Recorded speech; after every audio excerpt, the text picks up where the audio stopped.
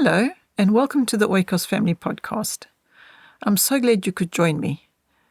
This podcast, I'm going to share with you a story that our son James narrated. In fact, he narrated a book called Stories Worth Rereading, 72 heart-touching stories.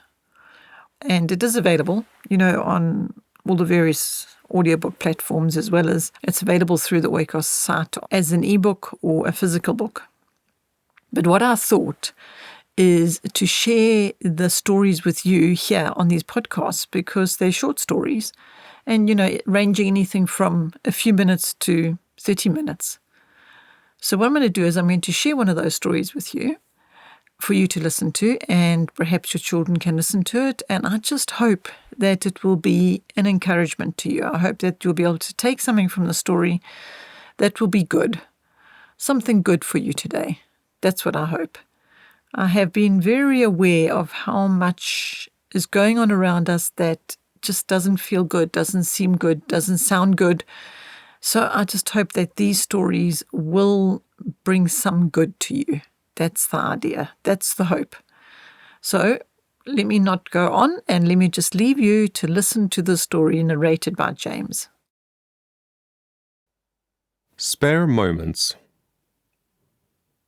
A lean, awkward boy came to the door of the principal of a celebrated school one morning and asked to see him. The servant eyed his mean clothes, and thinking he looked more like a beggar than anything else, told him to go round to the kitchen. The boy did as he was bidden, and soon appeared at the back door. "I should like to see Mr. Slade," said he. "You want a breakfast, more like," said the servant girl, "and I can give you that without troubling him." "Thank you," said the boy.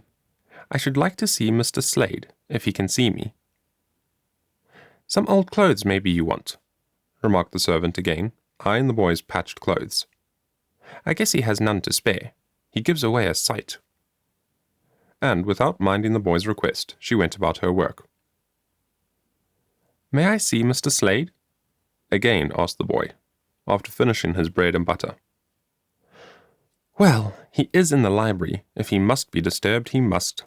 He does like to be alone sometimes," said the girl in a peevish tone. She seemed to think it very foolish to admit such a fellow into her master's presence. However, she wiped her hands and bade him follow. Opening the library door, she said, "Here's somebody, sir, who is dreadful anxious to see you, and so I let him in."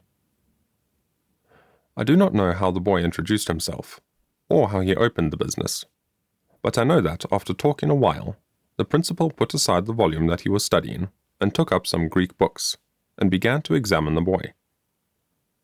The examination lasted for some time. Every question the principal asked was answered promptly. "Upon my word," exclaimed the principal, "you do well," looking at the boy from head to foot over his spectacles. "Why, my boy, where did you pick up so much?" "In my spare moments," answered the boy.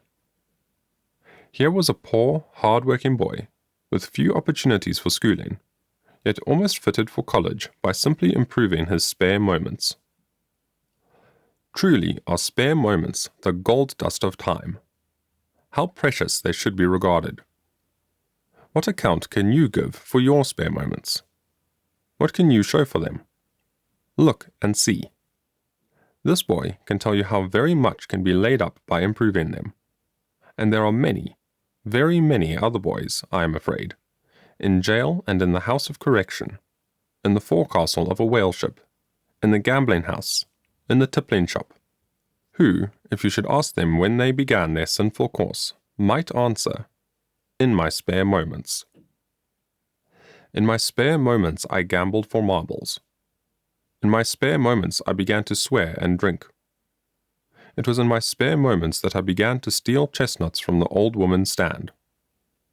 It was in my spare moments that I gathered with wicked associates. Then be very careful how you spend your spare moments. The tempter always hunts you out in small seasons like these. When you are not busy, he gets into your hearts, if he possibly can, in just such gaps. There he hides himself, planning all sorts of mischief. Take care of your spare moments. I do hope that you are able to gain something good from that story. And just a reminder that if you do want more of these stories, as I mentioned before, they are available through a physical book and an ebook and an audiobook, all 72 stories. So again, thank you for listening. I hope you got something good from this. And I also hope that you have a very, very good week. And I hope you enjoyed the next podcast that we will be bringing your way.